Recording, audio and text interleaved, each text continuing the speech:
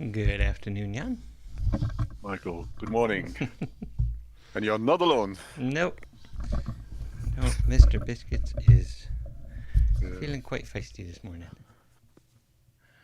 uh, Biscuits is a little bit in trouble with Oh, the hour that changed. yes. And he turned off the camera. Mm. That's very talented. Oh! Oh, Oh my goodness. uh, Didn't quite make that one. He's usually a bit more graceful in the morning. mm, Yep, that must be the change of hour. I think so. Are you okay? All right. Well, how have things been going for you, sir? Good. My cold is over, Ah, so good. that's the good news. The bad news, I didn't come to DWS. Um, Even last night, I still got a mail from a customer Mm. um, that they were having a little problem, and finally, it turned out just an Excel problem. They changed to another computer, Oh. so some of the macros which were working before were not working anymore. But Yeah. it was urgent, but that because they used that to pay all their employees. Yeah, that is so, kind of urgent. so I say, okay, let's solve the problem. But good. But Excellent. anyway, Well, even if customer if service. if that problem wouldn't have occurred, even then Mm. yeah, perhaps I would have done the updates, but not more than that. Ah, But I saw a lot of messages coming in from your side, so yes. you've been working harder than I did. Yes. Yeah, it was mostly just last night because yeah, I took a gaming weekend. I spent some time with my friends out at in an Airbnb. We just rented a house, played board games all weekend. It was fantastic. Okay, board games, not computer games. Right. Yes. Okay. Yep. So yeah, uh, not a whole lot of coding going on Mm. during that retreat, That but then that was really a social event, then it was not an online event. right, yeah, yeah, yeah. In fact, it was out in the middle of nowhere, so yeah, we Mm. never left the house. We just brought all the everything we needed with us, and just yeah, it was great to get disconnected like that. Yeah, I never people who still playing traditional board games. I don't know many of them, and then gathering together, hiring Hmm. a house for just a weekend to do that. Yeah, It's really fantastic. I never. yeah, yeah, and it was more than just the house. We also hired a dungeon master because we like to play D&D, but Mm. it's usually one of us is playing DM, um, and yeah, my friends were like, we all want to play, so we'll Okay. hire somebody to come in and be the DM, run a one shot, and Mm. we all had it was a lot of fun. Okay. But then yeah, after that, I've been working on a side project for work. So we run um, a startup or a startup accelerator called Code Launch, and this is an opportunity for for founders to get some mentoring to kind of enter a competition and get in front of potential investors, and Mm. it kind of culminates with an event. So um, last year we ran like 6 different events in different cities. This year we're paring it down a little bit. Um, but yeah, at the event, six uh, six contestants take the stage, talk about their startup idea, and Mm. they each get a 48-hour hackathon with a professional development team. Uh, Okay. so yeah, in the past, improving has been one of those development teams, Mm. and then we've invited other consulting companies and development firms to fill out the rest. This year, we're just doing 3 events, and all of the dev teams are going to be improving teams. So we're really ramping up our participation in it. Mm. And so I was originally thinking I should um, lead one of these development teams, but then an even better opportunity presented itself. Um, Mm. Also, this year we want to change the way that the voting works. So at each one of these events, the audience gets to vote um, on which of the startups they think should win the Mm. evening, and that comes with a cash prize um, and some extra services provided by sponsors. Free hosting or Mm. marketing campaigns, that kind of thing. Um, and so uh, and so in the past we've used kind of a hodgepodge of SMS systems and spreadsheets to make that all work. But this time, yeah, Mr. It's Taylor historical modeling. is like, no, we have to we have to do this right, and I'm like, exactly. Mm. Let me show you this tool that is made specifically for this. Um, so yeah, I've started that project too, where now I'm building the mobile voting system using Jinaga.JS. So it's going to be delivered in the browser. So scan a QR code, web page opens up, but it's going to act like an app. It'll be a PWA, and queue things. Send them to the server as it's able to do so. So if there's any kind of server glitch, the user experience is not impacted. Um, and then on the back end, take all those individual votes, those facts, and put them into a Kafka stream or a Kafka topic, and then using Kafka streams, turn that into a K table, and now you've got your tabulated results. So this will be my first opportunity to put Jinaga and Kafka together. Okay. Yeah, So it'll be fun. that's a new started project now. Yes, That's for the future events. Okay. that's right. Yeah, and the first one I believe is in June, and that's going to be our Canada event. Then we've got one in Mexico uh, Mm. a little bit later, and then in Dallas after that. So it Okay. will be fun. We have a visitor. Yeah. Hey, Cabbage. Good to see you back. Hey, are you going on an adventure? Oh yeah, I will probably be heading to Canada and then to Mexico later this year. Yeah, because um, yeah, we were just talking about an app that I'm building for some events that we're going to be running, and and so I'll probably need to be on site to make sure that everything goes smoothly. That's awesome. Yes. Yeah. How you been? I have been, well, just writing software and uh, studying software. Yeah. What else do we do? Yeah. Exactly. Exactly. Yeah. Any new interesting areas of study for you? Um, Let me think. Well, my employer is very interested in AI Hmm. and how AI is gonna, uh, what they say, revolutionize the coding world. Hmm. So I'm leading the AI task force quotes Excellent. at the company to get our like coworkers involved with the program. Excellent. So Yeah.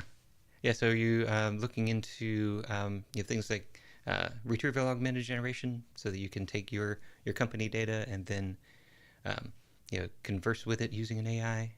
Or we're going to. so my company does mostly minimum viable product generation. Mhm. A lot of the projects that we get are in and out really, really quick, and we have a minimum of actual company data besides like maybe some handbooks or whatever. So we're mostly taking advantage of pre-available models, you know, Yes.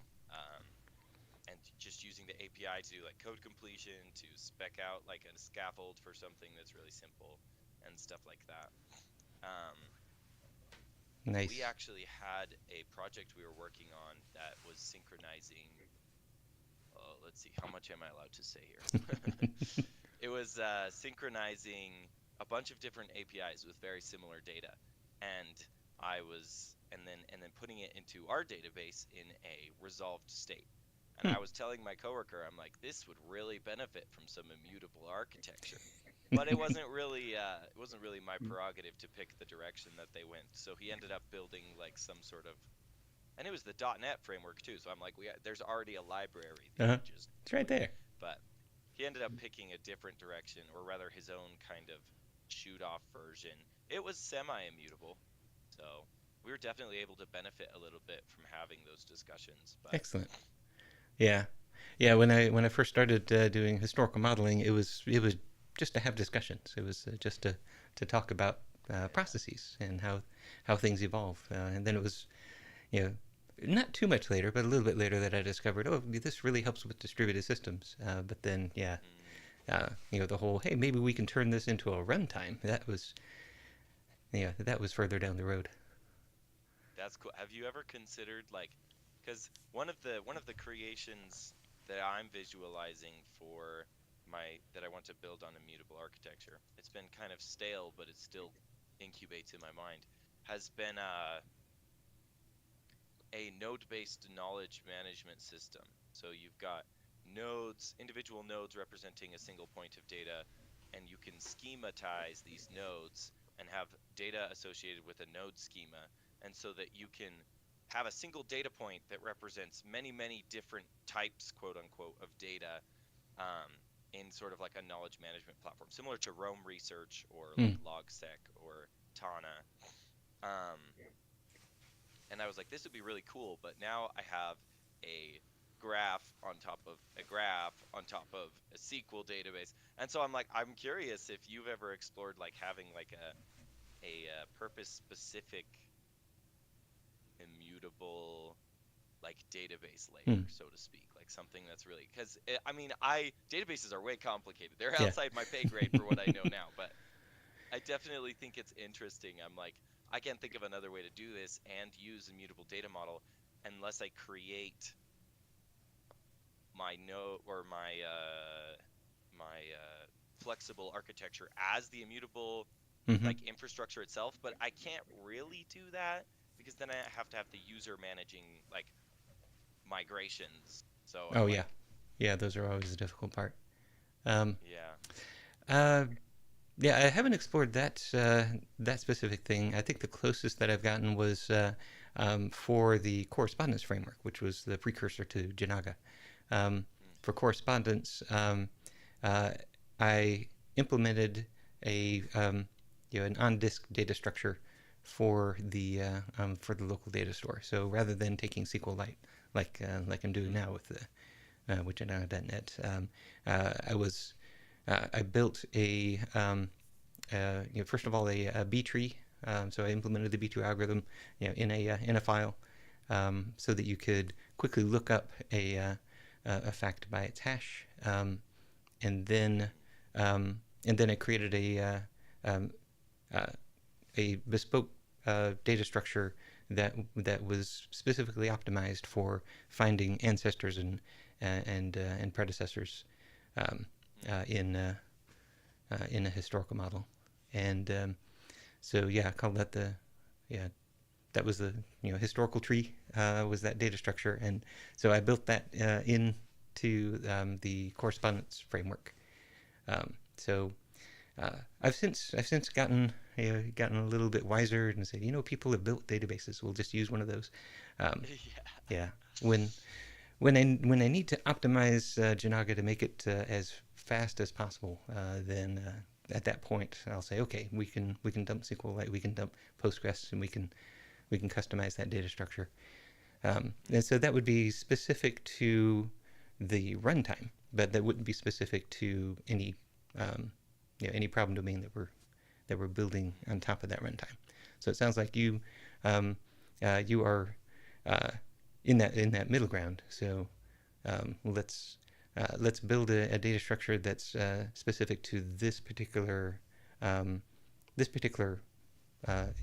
model, but use the ideas of historical modeling for that. Yeah, and I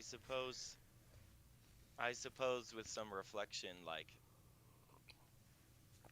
my eventual goal may be semi-domain specific in implementation, since it will be a lot closer to the hardware, possibly, external to an OS.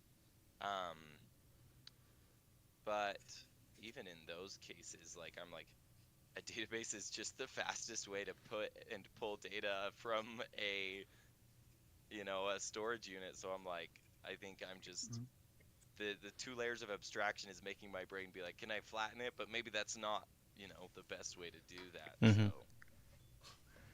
Yeah, yeah, yeah. I think the major benefit that I see of implementing your own, going around the prepackaged database is that you get to throw away all of the stuff that you're not using.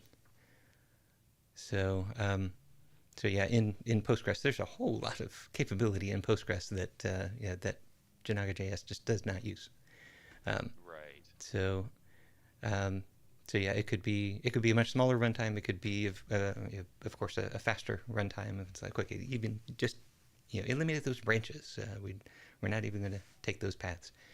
Um, and then yeah, the storage it could be tighter as well, because the data structure that Postgres uses on disk to represent indexes and tables. They are very you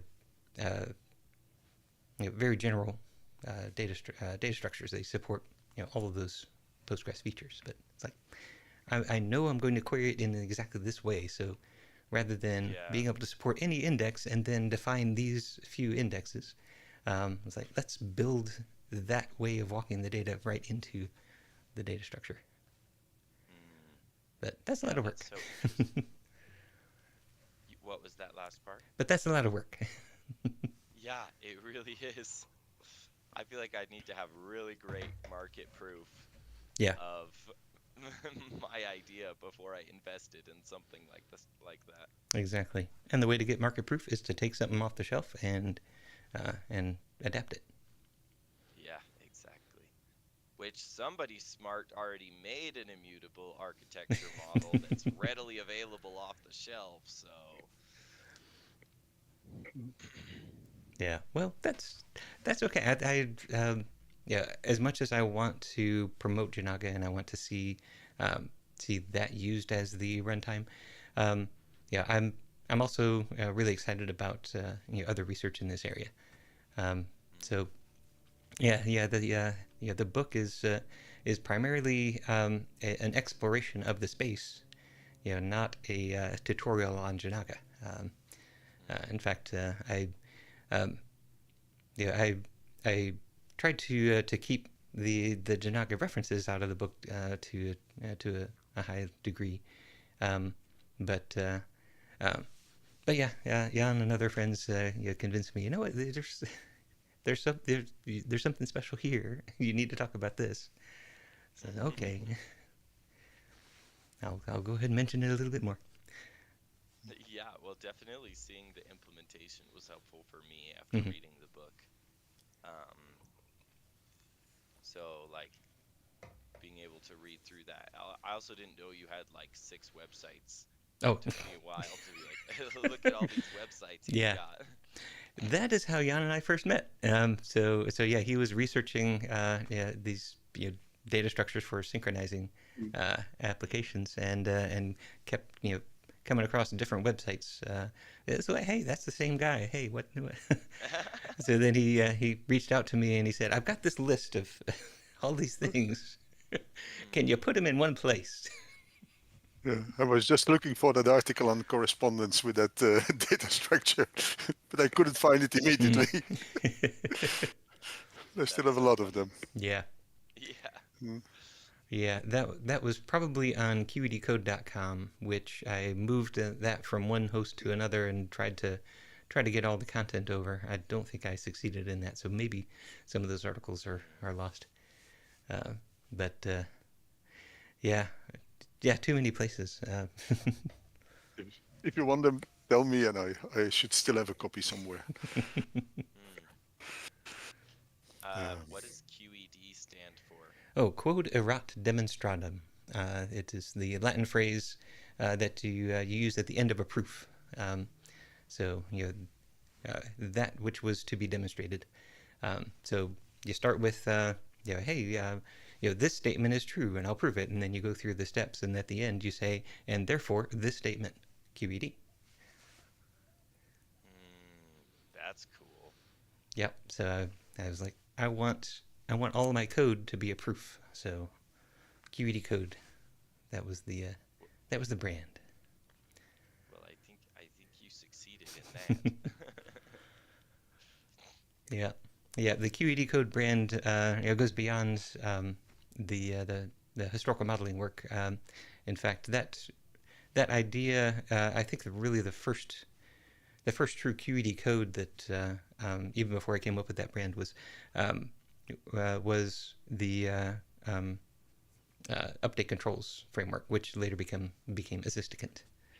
Um, and so that was basically if you take a look at a spreadsheet and you put an equation in a cell, and then you change one of the inputs to that equation, it just automatically updates it. And it's like, well, how did it know that it depended upon that one? Can I do the same thing in code? And so the update controls framework was a way that you could basically put equations into the property sheet of a Windows Forms application. So you just drop one of these update controls in there, and then double click on the on that property sheet, which takes you then to an event handler. But then you just write an equation that returns a result, and then it figures out that equation depends upon some other state, and it does that through dependency tracking. So it runs it, sees what it read, and then said, "Oh, I depend upon that." That's really cool. Yeah. So that was actually even that was the first code that I kind of mapped it all out. I wrote a proof on paper that this algorithm will solve this problem. Then wrote out a sequence diagram of this calls this, passes that, returns this, and I said, okay, that's going to implement that algorithm. So now let me sit down and type it in, and then it worked the first time. And I was like, wait a minute, no, something's wrong. I spent the rest of the day trying to debug it. I was like, no, really, it did work the first time. I think that was that was probably my only experience of code that was like from thought to paper to keyboard done. But yeah, that's yeah the Assistant library is still out there. That's targeting .NET as well. That's for all the XAML platforms. But yeah, and then the idea, I talked about the idea on the Polymorphic podcast many years ago, and Steve Sanderson listened to that podcast, and he was like, "Oh, this dependency tracking thing, I think I could make that work." And so he wrote that in JavaScript, and that became Knockout. And it was really funny. I was working on update controls. It was still update controls at the time. I saw Knockout. Now I was actually thinking, I should port this to JavaScript. I think the web is gonna be a big thing. I was kind of slow, and then Knockout comes out, and it's like, oh, okay, I don't need to write it anymore. Somebody did that, and it was years later that. I was awarded the Microsoft MVP, so I went to Seattle, and we were at this big event, and Steve Sanderson walks up and says, "Oh, Michael, I need to tell you. It's like, oh, yeah, I didn't realize that you saw that you listened to the podcast and that inspired this. I thought you just came up with the idea on your own in parallel. So, no, okay, you inspired that. So that was that was pretty cool. That's awesome. Yeah, and now he's gone on to do some even more awesome things that I could never touch, like like Blazor. Which Oh, wow. yeah, yeah. Now I need to get Jinaga working in Blazor. Well, I do kind of have it working in Blazor, but I really want to support it, um, and then that'll close the circle.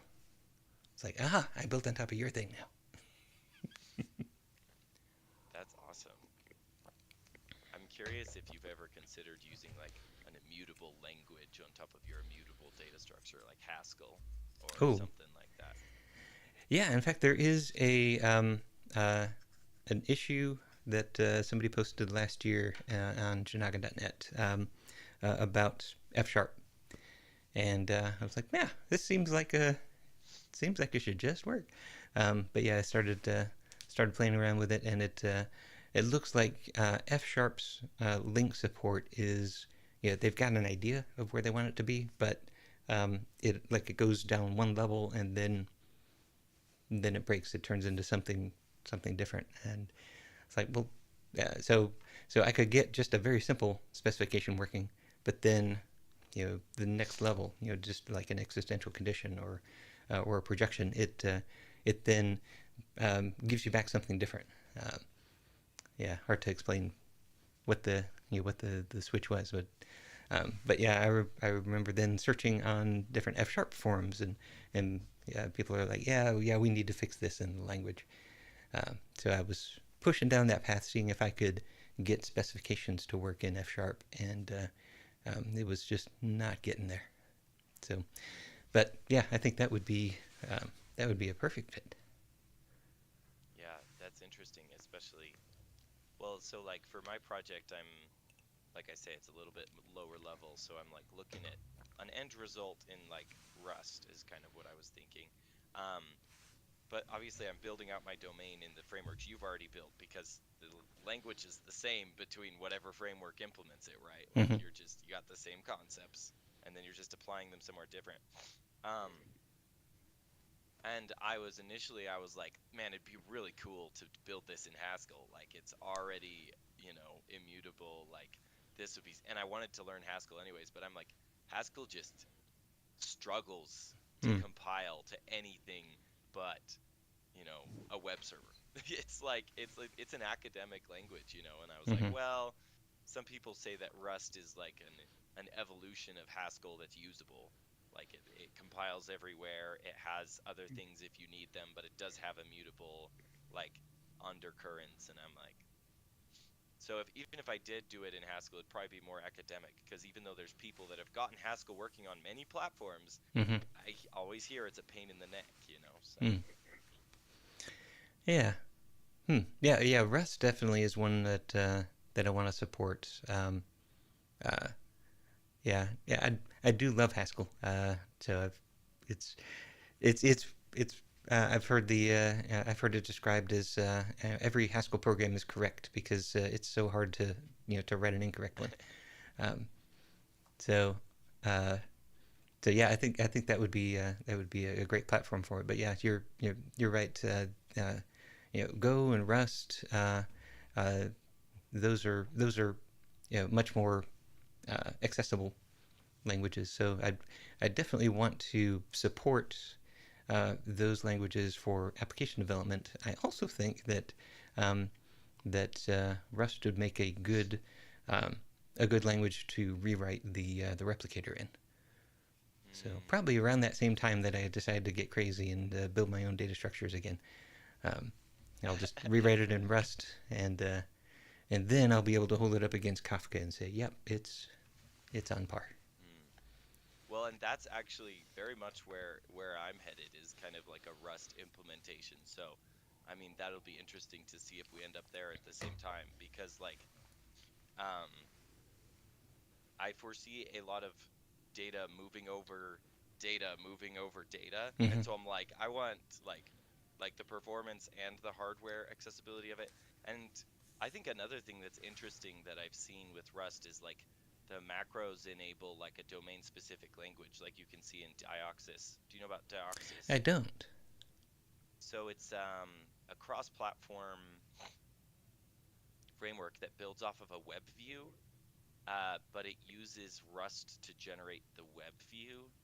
And so essentially you've got Rust, a thin layer of like web abstractions for creating a layout, and then a web view also written in Rust. Um, and so what they do is you can actually write the HTML in this like macroified language with autocomplete and everything Mm. because of Rust, this extensive macro ecosystem. And so writing things in like actual like the language that you use in your book is totally like a Huh. probability. You don't have to write it in Rust. You can write it in the domain language. And Oh, that would be when I awesome. saw that, I was like, this is good. This is good. Wow. Yeah, that would be awesome. Yeah. Yeah. The language in the second edition, in the first edition, it was more of an English-based language, um, which was closer to what I did in correspondence. But yeah, in the second edition, I learned from Link, and said, okay, yeah, I can now organize constructs the way that I find myself doing this in Link, and then turn that into um, a language that is agnostic to the programming language, um, and then re-implement the Link uh, uh, uh, query provider to generate this one, and then do the same thing in TypeScript. Read it. Yeah, you should have seen the old Jinaga.JS template specification language. It was unusable. I Oh think I was the only one who loved it. It's like, oh, but look at how beautiful this is. You you basically created this template object, which was like nested. Okay, this one down here in the middle is what you're looking for, but it has a predecessor, so we're going to put that inside of this one, um, all the way out. Uh, and then, yeah, start from here and go to there. And that makes no sense. Um, no. but um, yeah, where was I going? Yeah, so the idea of now writing in that language, I got so used to after I saw that started writing directly in that language while I'm while I'm working on the book, that um, I got to where it felt clunky to switch to TypeScript uh, or to .NET. It's like I really want to stay in that language. Um, yeah, so one of the ideas that I've got on the backlog right now is Factual Studio, and so this is going to be a way that you can create models, you can create instances of facts in order to test out different scenarios, create specifications, execute them, draw diagrams, all that stuff, and do that in now the thing I'm thinking about is a Visual Studio Code extension. So you're doing that in VS Code, and then it should have export to C Sharp, export to TypeScript. So export your whole model and your specifications and everything. Um, but yeah, if it could just be, and then export to Rust means copy and paste. That would be so awesome. Think, yeah, that would be, man. Well, and it's really impressive that they got IntelliSense out of that macro. Like I didn't know that was something you could do until I saw Dioxys. But like, yeah, I think that studio idea, like that could be really powerful because like once I got to defining my domain with all the node nodular knowledge management, like I started to realize the complexity of what I was implementing, and it kind of woke me up to what it would cost to implement this Hmm. in a traditional model based like cards to the wind synchronization strategy. Like it would have been really at first I would have written my models, had my little like, relations or whatever, and I would be like, yeah, this is great. And then I would have hit like the synchronization issues and the dependency issues and the updates issues, and I would have been like Yeah. way in over my head. So like I developed more of my domain in 3 hours of sitting down and writing out these nodes in Jinaga. That is awesome. Or let's see, what did I do it in? It was yeah, Jinaga.JS. And so I was like, man, if I could do that in Rust and it built like performant, you know, like correct code, this is like I'm on this, you know. So that was really exciting. Nice. Nice. And yeah, maybe the factual specification language will become, you know, kind of a standard, and so different runtimes will start to adopt that standard, and so it doesn't have to be Jinaga everywhere, but it's still Mm, factual everywhere. Because mm, yeah, this one thing I've discovered about this language is it's very algebraic. It's really easy to manipulate it and to shift it around. So yeah, that is not just the language that you use to think about things, but it's also that's now the wire protocol. You send that specification to the replicator, and it inverts it, it breaks it into feeds. Each one of ththose feeds is identified by a hash, which is really just the SHA-256 hash of that factual specification. yeah. So yeah, it's everywhere. Man, once I got to the end of the book and I was like, oh, it's that simple. I mean, we're building on all these crazy concepts. Like Hmm. we went like over here, and then we ended up like, you know, at a concept, and in application it's so simple, but it's like we're building on some crazy cool concepts here. And I was like, you can build software this easy? Yeah. I was like, what? Yeah. Yeah. Um, yeah, I've been listening to a podcast, the Local First podcast, Yeah. uh, and yeah, they uh, basically that community is building a whole bunch of replication engines, and Hmm. um, and so they're all trying to solve the problem. Um, Now, when I actually go through and look through the catalog and kind of can divide them into two different camps, and yeah, I can say, okay, you're going to run into this problem and you're going to run into that problem, but Hmm. but nevertheless, the thing that they're all striving for is this developer experience of I'm not coding to a message on a bus or an RPC call to a different machine. I'm coding to my data model, which is right here, and it gets replicated to me, and then yeah, the experience of building an app from that that starting point is, so much more fluid, so much faster. Uh, I think. Oh, go ahead. yeah, I just can't. Uh, yeah, it's one of those things that until you've been in that world and you've experienced that, you're like, well, but we've already solved that problem. I just call my APIs, and I've got Replit. I can just stand that up and make a call. How hard is that? I mean, it's like, no, you don't understand. This is significant. Yeah, you don't understand until you've built your own synchronizer and you Yeah. run into your synchronizer, your event synchronizer dependency layers that change events one after another Hmm. because you have this crazy hierarchy. Mhm. Yeah, I think it will be interesting if we get an AI trained on that specification language in a way that has like compiler checking, Hmm. because um, at that point you're developing a technologically this almost makes me sad. It's technologically backed by math, right? Like Hmm. the concepts are there, and the AI can just generate the models based on like whatever like inclination you have in mind. Yes. And so then you end up with way fewer bugs because like there's only one way to do it right. Um, obviously there's many creative ways to build your domain, Right. but uh, and then you just kind of end up in this world where the AI can generate some very simple templating that relies on very mature architecture, and it goes way faster. Hmm. And I see that and I'm a little scared. I'm also a little excited, right? Because as software developers, our job was never to write code, it was to solve problems. And I'm like, but man, I like writing code. Yeah. Yeah.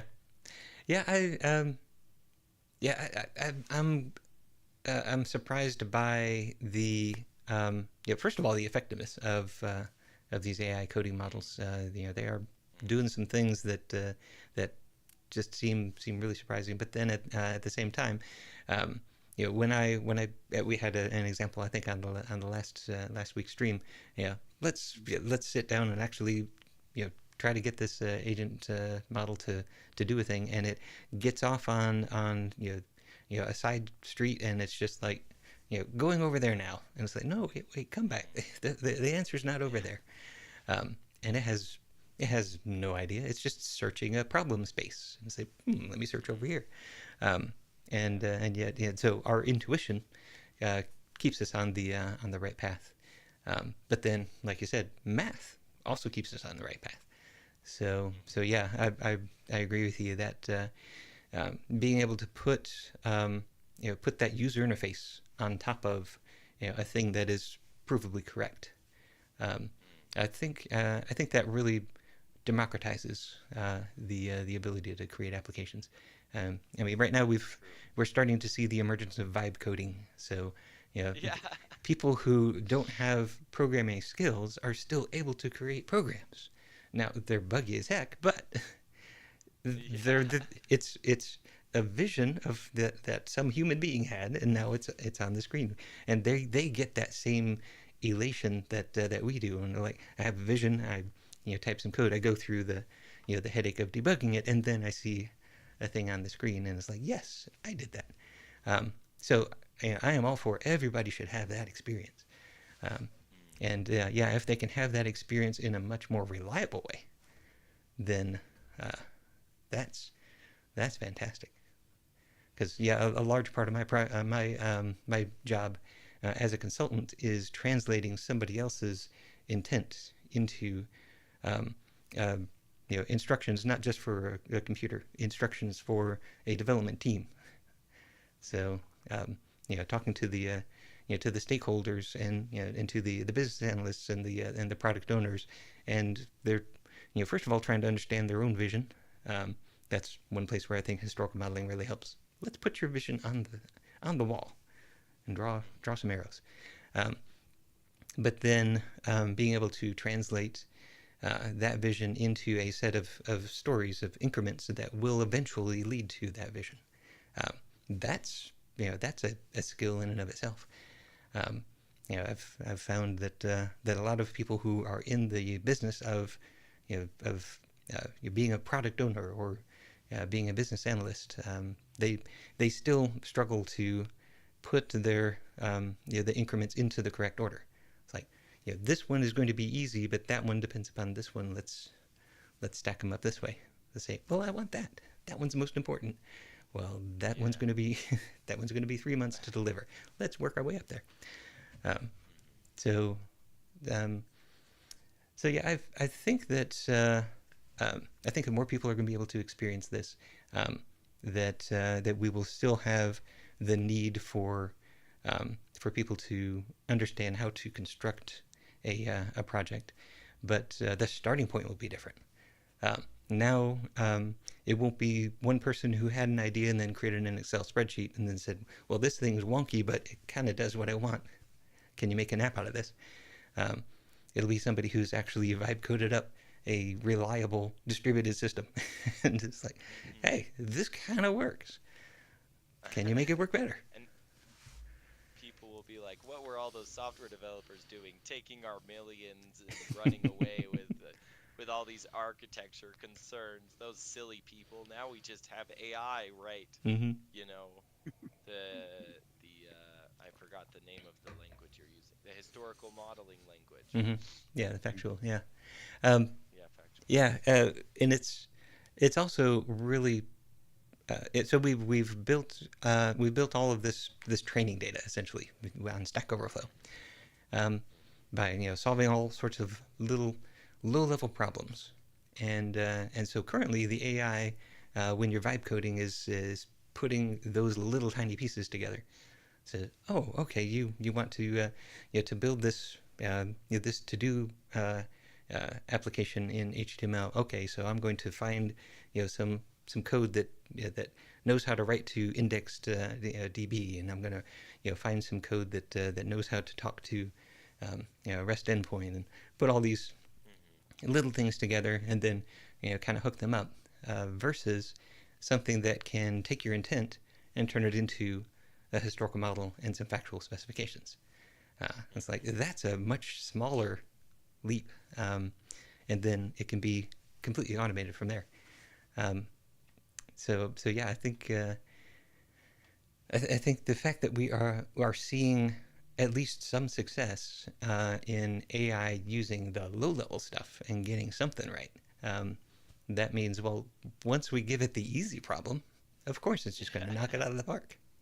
Yeah, that's so true. And it's becoming more accessible too. Have you been following the model race, so to speak, of the LLMs?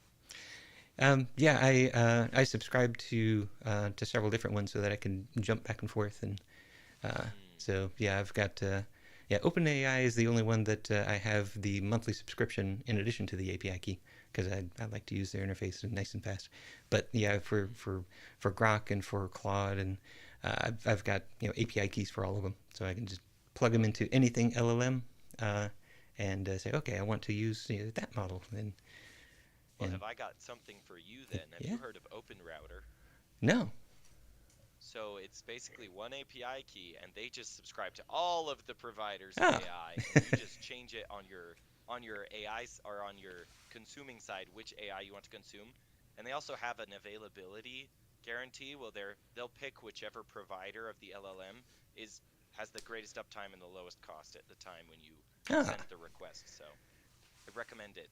Nice. And also, Alibaba just came out with their Quen model that they've distilled down to a small enough model that competes with the likes of O1 and DeepSeek R1 that you can run on a consumer GPU. Excellent. And so I'm looking at that and I'm like my computer's gonna run itself in 2 years. Like this is just insane innovation here. Yeah. Yeah. When DeepSeek R1 came out, and everyone was freaking out about the geopolitics of it, and I was like, well, there's a math paper attached to this. Let's read the math paper, and they were they were talking about distilling the model. I was like, that's brilliant. Yeah, use a big model and then do some reinforcement learning in order to train a smaller model. Basically, take all of the the weights that you don't understand. You can't understand what these weights are, but basically there is some noise in there. There has to be. And so distill it, and you get almost the same behavior out of something smaller, and then do it again and again and again. It's like, yeah, I love that idea. So Quinn is doing the same thing, it sounds like. Yeah, and it's like I ran it using a quantized version of the model. I was able to run it on my underpowered computer at work, which has like 8 gigabytes of VRAM, which is not enough to run the unquantized model. And it was doing like 1 token per second, but it was chugging away. Yeah, well, that'll still get you to an answer eventually. Yeah, exactly. And if it's running overnight and it writes a whole software specification. So it's definitely, so it requires, the Quen model requires, I think it's the 4-bit quantized version. I don't know, but it requires 18 gigabytes of RAM. So that's like almost like phone level at this point. Yeah. Although your phone will be burning up a little bit. Yeah. Yeah, you don't want to have it in your pocket while it's doing that. Yeah, exactly. Put it in like, some a nitrogen cooler or something.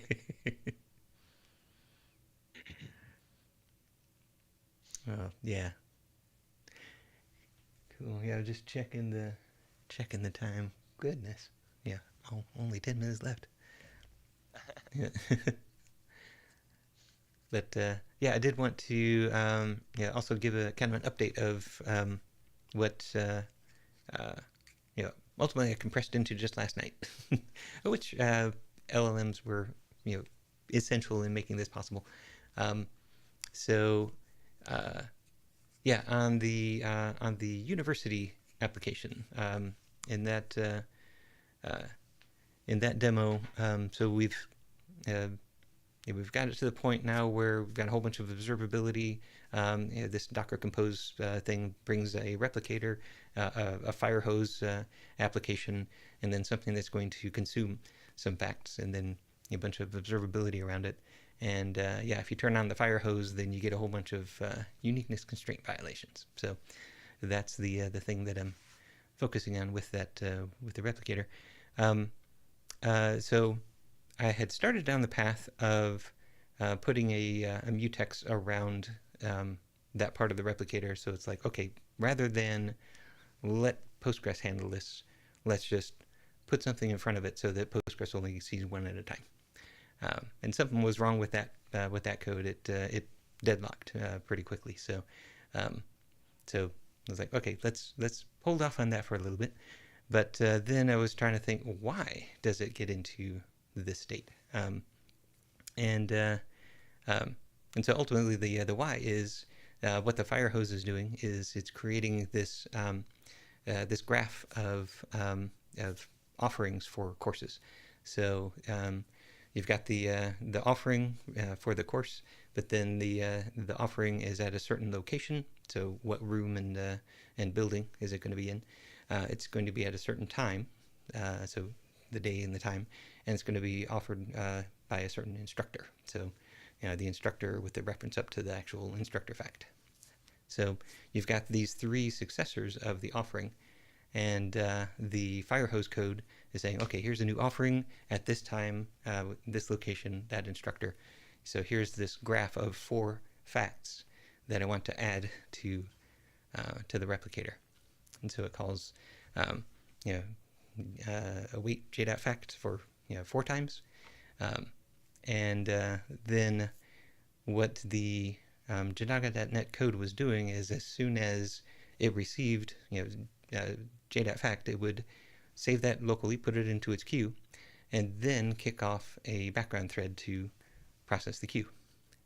So what it did not do is make sure that there was only one background thread processing the queue, because then this first successor comes in, save that to the queue, kick off another thread. The second successor comes in, save it, kick off another thread. And then number 2, it wasn't waiting to see, do you have more facts to add to this graph before I go and blast the replicator. So so basically what would happen is the firehose client would start 4 connections to the replicator pretty much at the same time, and all 4 of them would introduce the offering as a new fact, because the other 3 were successors, and so they were part of the graph. And so you get these 4 requests coming in, and all 4 of them have one fact in common, and so they're all 4 checking, oh, does that fact exist? No, it doesn't, so let me go ahead and insert it. Then uniqueness constraint violation on 3 of them. So so it's like, okay, we can fix the replicator to make it behave a little bit better on these. Well, basically, it's gonna throw an exception. It'll basically kick it all the way back to the client, and the client's gonna retry, and it'll make it the second time. So we weren't losing data, but yeah, we were losing a round trip. It was wasting a whole round trip to do that. I'm sorry, it was originally doing that, and then some changes that it did the retry on the replicator itself, so it didn't lose the round trip. But still, database transaction, roll back, try again, 10 milliseconds later. So you can fix it on the replicator, but what I decided last night is I will fix that behavior in the client, because that's bad behavior anyway. So yeah, basically gave that problem to Klein, which is currently my favorite my favorite way of using agents. So tried Cursor. We saw Visual Studio, or Visual Studio, no, GitHub Copilot. yeah, tried that last week. Yeah, and yeah, cursors. GitHub Copilot, we didn't have very good success. Cursor, I've had decent success with that in the past, but Klein seems to be the best, at least for me right now. Klein on top of Claude. But yeah, so it implemented a background queue processor with a 100 millisecond delay, just to make sure it captured everything, and then throttled it to just one thread coming up from the from this particular client to the replicator. So yeah, we might have that problem resolved right now. I don't know. I was going to test it live on stream because that's what I like to do. But Well, we might have time to do that. Yeah. Let's see if we can do that.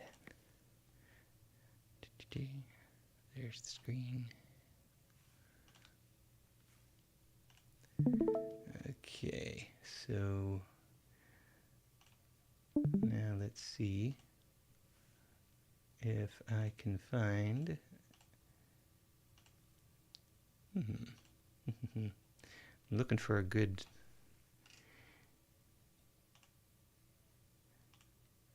Well, yeah, I think that's the right one. Anyway, yeah. Okay, unfortunately that's. Okay, there we go. Okay, yeah, I was just switching the OBS Studio so we can see this. All right, so here's our university system with our fire hose. So I am going to just go into the fire hose application. This is the only one that this really should matter. So go to source uni fire hose, and we're going to do a .NET install Jinaga, which should update me to the oh yeah, I'm mixing up my npm and .NET, but actually yeah, that one depends upon model. So we pull in model. Yeah, so currently at 1120.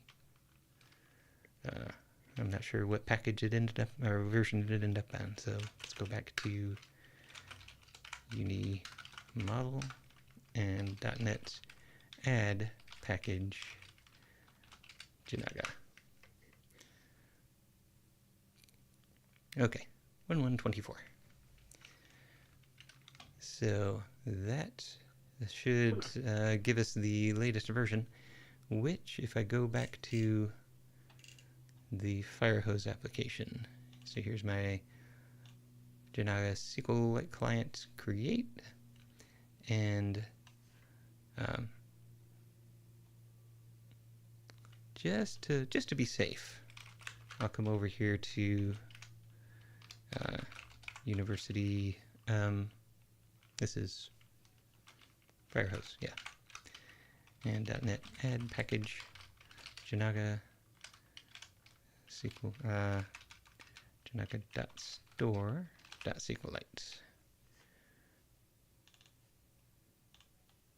Yeah. So just to be safe, make sure that that's the new version that was compiled against this new version of the core. Okay, so that gives me a couple of additional options. So I now have the match batch size and the retry queue processing delay. So the queue processing delay is in milliseconds, and by default it is 100. So we will let it keep that default. And so that means it'll wait 100 milliseconds after each call to j.fact. So we're here in the fire hose, and well, that's just the setup. Here's the loop itself. So we've got these 4 calls to JDAFACT to create the offering, the location, the time, and the instructor. So each time it'll reset the counter and say, okay, let's wait for either 100 milliseconds or the batch size to go by, and then let's make that call. And so with that, we should be able to go back to the mesh folder. And that's got the Docker compose in there. So I do a Docker compose up -d --build. And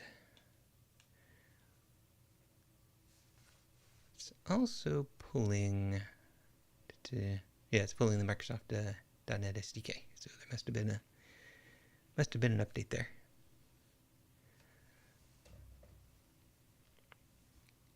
Which might take a little bit of time, but in the meantime, let's go to Docker Desktop.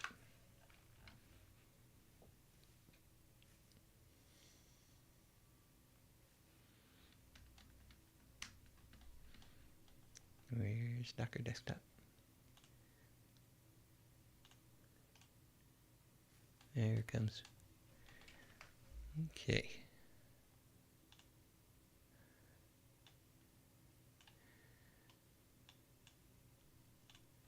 Okay, so we've got the university mesh that is getting started with all of its observability stuff.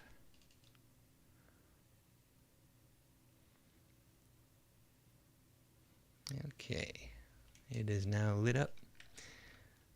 So let's take a look at the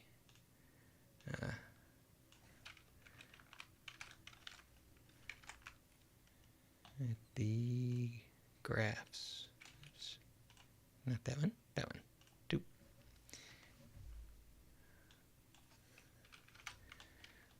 Okay.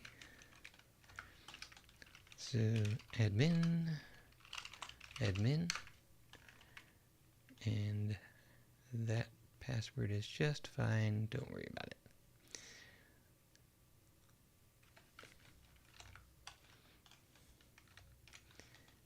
There's my menu.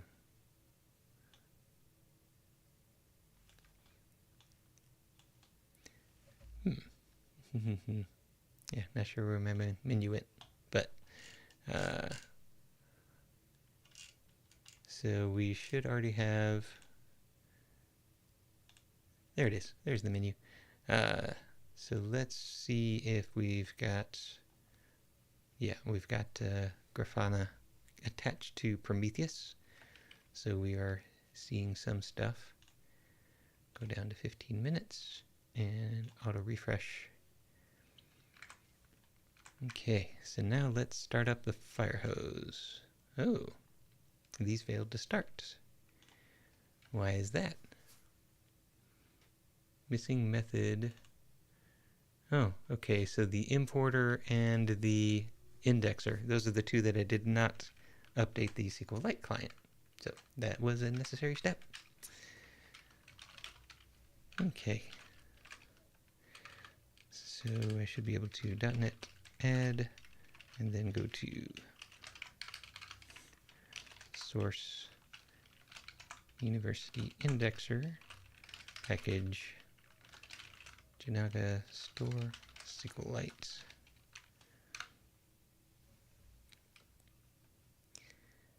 Okay, yep, and do the same thing with the importer. Okay.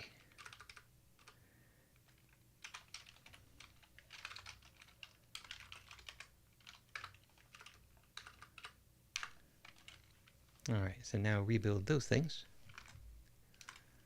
and it should start those up.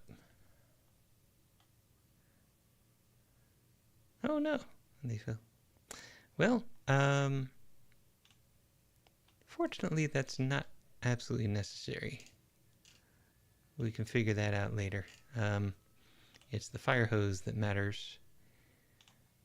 Well, let's just make sure that the fire hose will actually start. So I can do a .NET University fire hose DLL. Yep, it's running. So let's start it at 10 offerings per second. And let's see what happens. So I might have actually set up this dashboard. Yep, I did. Oh, it got unset somehow. Anyway, we'll start right here. So 15 minutes, auto refresh. So we've got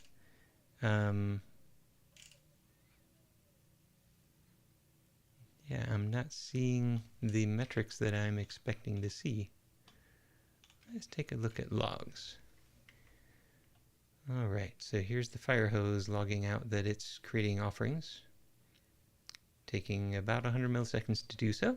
Interesting. So here's the replicator. This is the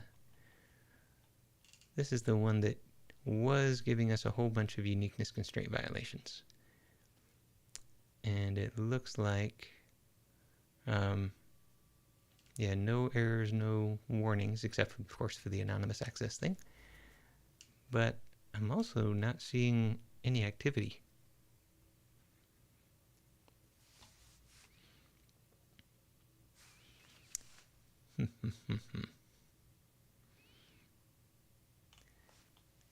Yeah, I am not confident that this test is working correctly. Yeah, we should definitely see a lot more activity from the replicator. Oh, what's all this? Okay, those were old logs. Sorry. Yeah, so this is most recent, and yeah, it's not writing anything out. Yeah, in the past you can see these old logs. Yeah, 3.6. So this was last week. The uniqueness constraint violations. Well, those aren't happening, but I don't think it's actually doing anything either. Because I'm not seeing facts saved or facts loaded as metrics here. And we should definitely be seeing those. And yeah, this, well, that's the fire hose. This right here.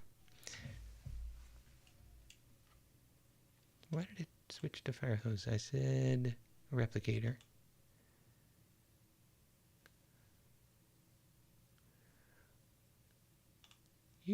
Replicator. Okay, it was mixing those two. All right. Yeah. Okay, so demo fail. No activity going on here. So we can't be sure that that we've resolved the problem by changing the client behavior. Anyway, there were no collisions, so that's a good thing. Yeah, I'm just wondering if there are no collisions because it just it just isn't getting to that point. So. Yeah. You can't have collisions if you don't have data. Yeah, exactly. Solve all your computer bugs. Hate your software. Switch out the power. Yeah. Yeah, which is also, curiously enough, the solution if AI decides to go rogue, right? Yeah, I always laughed at that argument. Say, well, what if it goes rogue? Well, we'll just unplug it. Okay, yeah, go ahead and unplug Facebook. Yeah. see how successful you are at that. Yeah, no, you can't unplug Facebook. Our society would collapse if we unplugged everything that was AI at some point. Yeah.